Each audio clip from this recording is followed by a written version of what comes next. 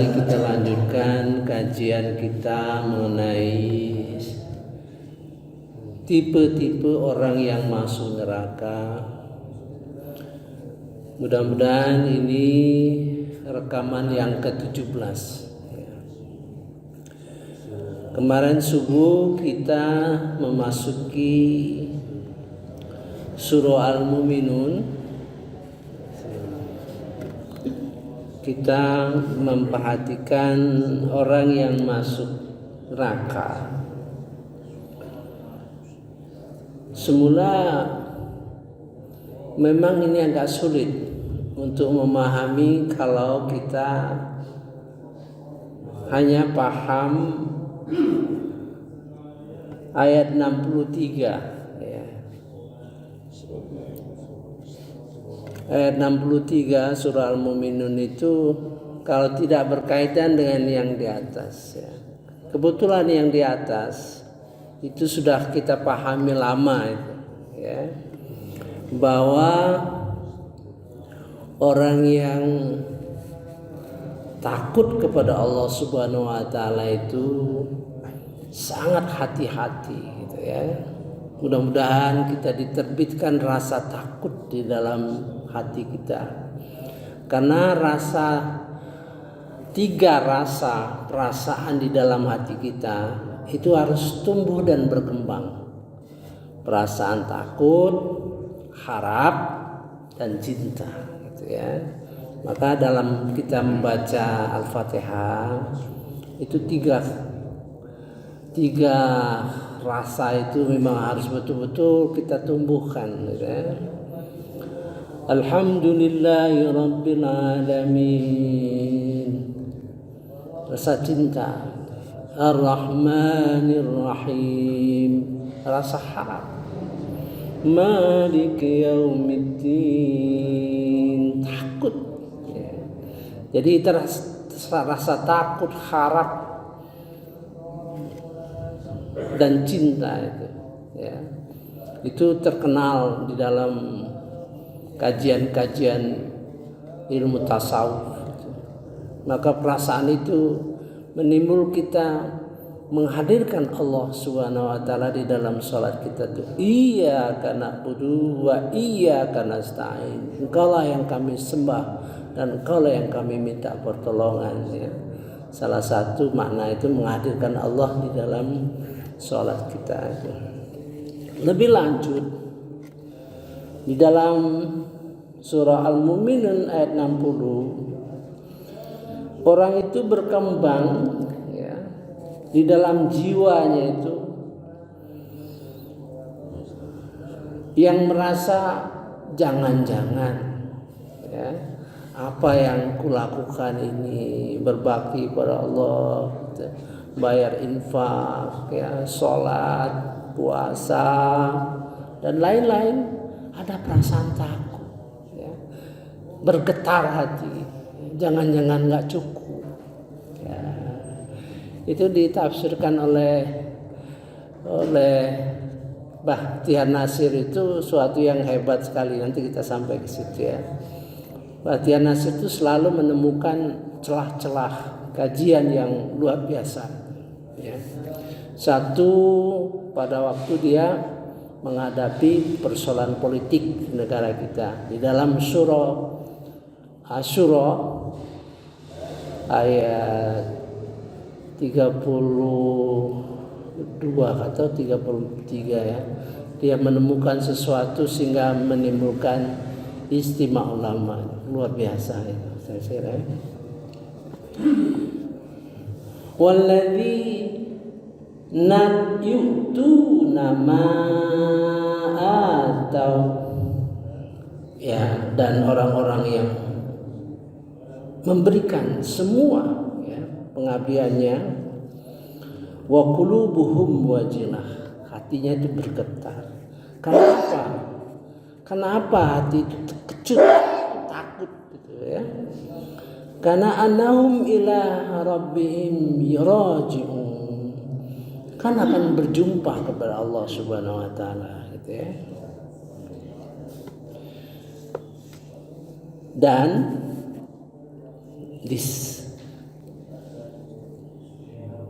dikabarkan kepada kita orang-orang seperti itu. Ulaika yusari'una fil khairat. Mereka itulah orang-orang yang bersegera di dalam kebajikan-kebajikan, ya. Wahum laha sabiqun. Mereka itu dah yang berlomba, memenangkan lomba cepat-cepat. Nah, di sini berkaitan dengan tingkat ketakwaan 4 itu, ya. Kita menggambarkan tingkat ketakwaan keempat itu adalah orang-orang yang wa yusari'u ila maghfirah, orang yang bersegera memohon ampunan Allah Subhanahu wa taala. Jadi sebenarnya ini kapal merupakan kesetaraan, ya. Kalau di dalam surah Al-Imran 133 itu menggambarkan hatinya, gitu ya, ibadah hatinya. Dia cepat mohon ampun kepada Allah Subhanahu wa taala, dia berinfak dalam keadaan sempit dan lapang, itu jiwa itu, ya. Kemudian memaafkan, tidak mudah marah, jiwa. Di sini dalam arti ibadah-ibadah yang konkret, ya.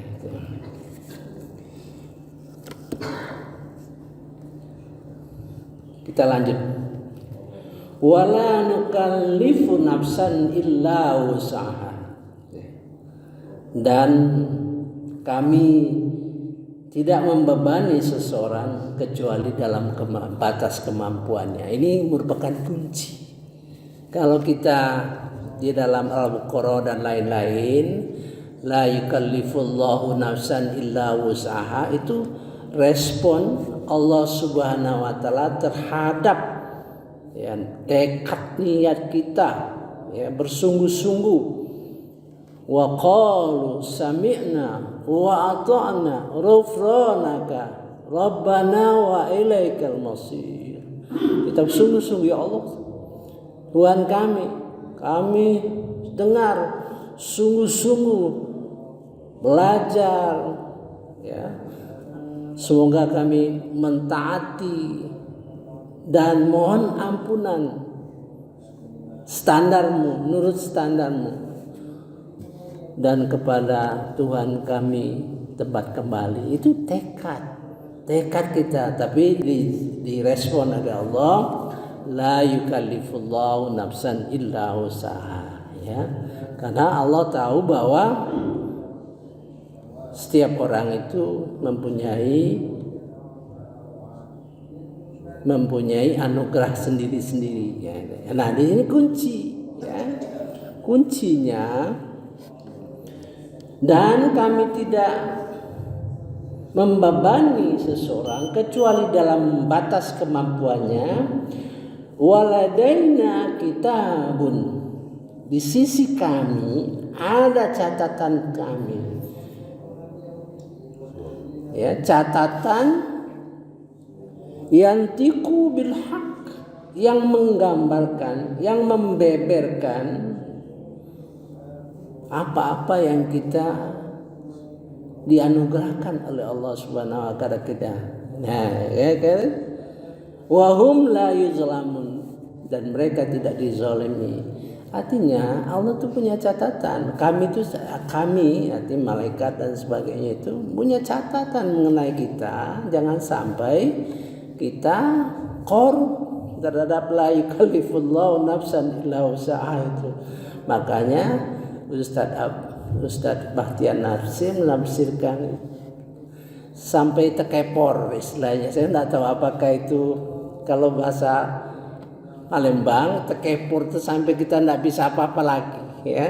Ya, itu penafsiran dia. Itu memang tergantung kepada tingkat. Kadang-kadang orang menanya, ngapa Pak Mala ini tafsir si A itu beda dengan si B, gitu ya. Ya, saya jawab sebenarnya tergantung semakin dalam ilmu seseorang tentu berbeda melihatnya gitu ya, berbeda cara melihat memandangnya gitu ya gitu. Nah di sini pada posisi dua macam ya, pada posisi yang positif orang betul-betul berkorban apapun dia lakukan ya demi berbakti kepada Allah. Sisi yang negatif di sini orang yang mungkin lengah ya. Nah, ini yang lengah ini dilanjutkan di ayat 63. Tetapi ya, jadi yang di atas tadi bisa positif, bisa negatif ya. Tetapi ini yang negatif. Nah, di sini ketemu kita memaknainya. Hati mereka ya dalam memahami Al-Quran itu mereka mempunyai sesat ya. Artinya saya baca dulu ya. Bal qulubuhum, tapi hati mereka ya, fi zamratim min hadza ya, dalam memahami Al-Quran itu bodoh dan sesat. Bodoh, akibat bodoh itu sesat gitu ya, semau-maunya gitu ya. Fi zamratim min hadza walahum a'malum min duni dzalik, dan mereka melakukan perbuatan-perbuatan selain yang ada diperintah gitu ya, gitu ya. Hum laha amilun ya, saya baca di dalam lengkap ya gitu. Tetapi hati mereka gitu ya, ini dalam kurung, dalam kesesatan dalam memahami Al-Quran. Nah itu ya. Jadi fi zamratim min hadza, sesat karena bodoh ya, nggak mau belajar ya, keras kepala ya. Tapi keras kepala itu lain lain orangnya masuk neraka yang lain ya. Di sini bodoh gitu ya, bodoh nggak ngerti apa-apa dan juga beramal yang tidak sesuai ya, keburukan-keburukan yang terus dilakukan. Walahum amalum min duni dzalik hum laha amilun hatta idza akhadna mutsrafihim, sehingga apabila kami timpakan siksaan kepada orang-orang yang hidup bermewah-mewah. Nah, ini akibat dari kebodohan itu ya, tidak mengerti apa-apa, dianggapnya selesailah urusan dunia itu, sehingga hidup mereka bermewah-mewah gitu ya. Hatta idza akhadna mutsrafin bil azab idza hum yaj'arun ya, sehingga mereka berteriak minta tolong gitu ya, minta tolong ya, dalam kondisi sudah diazab oleh Allah Subhanahu. Ini masuk neraka sekarang. Memang begitu, kadang-kadang Al-Quran itu begini. Pada petunjuk yang pertama, misalnya dalam surah Yunus ayat 9 ya 9 rasanya itu disebut Allah memberi petunjuk karena keimanannya, biimanihim ya. Tapi setelah petunjuk-petunjuk selanjutnya biimanihim tidak ada lagi. Namun itu terkandung bahwa petunjuk-petunjuk itu akan datang, tentu ada peningkatan iman, itulah gitu ya. Didahului oleh peningkatan ilmu. Gitu. Seperti itulah, maka Al-Quran itu kalau kita sudah mengerti satu ayat, baiknya kita pelihara dalam hati ayat-ayat itu ya. kita masukkan pertanyaan kalau bisa ya. Jadi kalau ayat-ayat kita pahami, kita masukkan dalam hati, tapi kita sedikit ada pertanyaan, kok masih ada kurang, gitu ya. Nanti akan terjawab setelah kita menemukan ayat-ayat lain gitu. Jadi dia menjerit, la taj'arul yaum, la taj'arul yaum, jangan kamu berteriak gitu ya. Jangan kamu berteriak-teriak meminta tolong pada hari ini. Sungguh kamu tidak akan mendapat pertolongan dari kami. Innakum minna la tunsarun. Sungguh kamu tidak akan mendapat pertolongan kepada kami. Sekarang ini resumenya apa yang kita dapati makna dari cerita yang di atas ya. Sungguh ayat-ayatku Al-Quran selalu dibacakan kepada kamu, tetapi kamu selalu berpaling ke belakang dengan menyombongkan diri dan mengucapkan perkataan-perkataan keji terhadap Al-Quran pada waktu kamu bercakap-cakap pada malam hari. Jadi pada waktu itu para sahabat itu, para orang musyrik itu sebetulnya mereka hadir, tetapi setelah mereka berkumpul bergunjing-gunjing, makanya ada asbabun di sini, asbabun nuzul.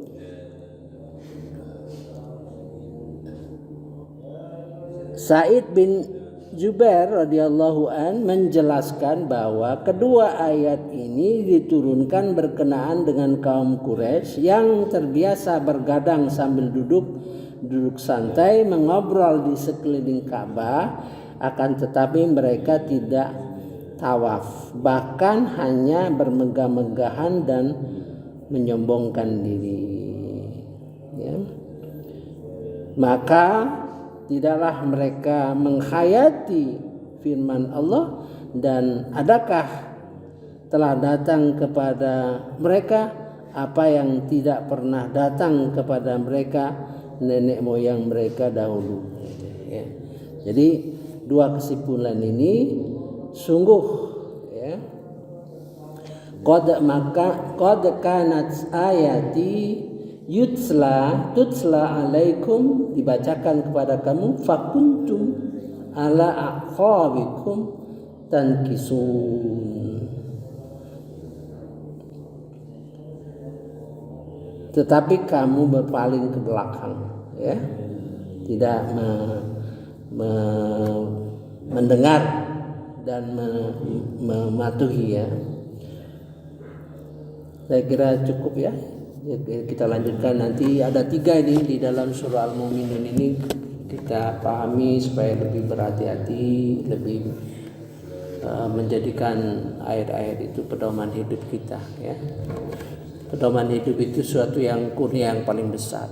Apabila kita menempatkan Al-Quran itu sebagai pedoman hidup kita, sesuatu yang sangat besar yang patut disyukuri, sebab dia akan meliputi pikiran, zikir, qalbu ya, fisik maupun ibadah materi dan bukan materi. Subhanakallahumma wa bihamdika asyhadu an la ilaha illa anta astaghfiruka wa atubu ilaik. Wallahu a'lam. Wassalamualaikum warahmatullahi wabarakatuh.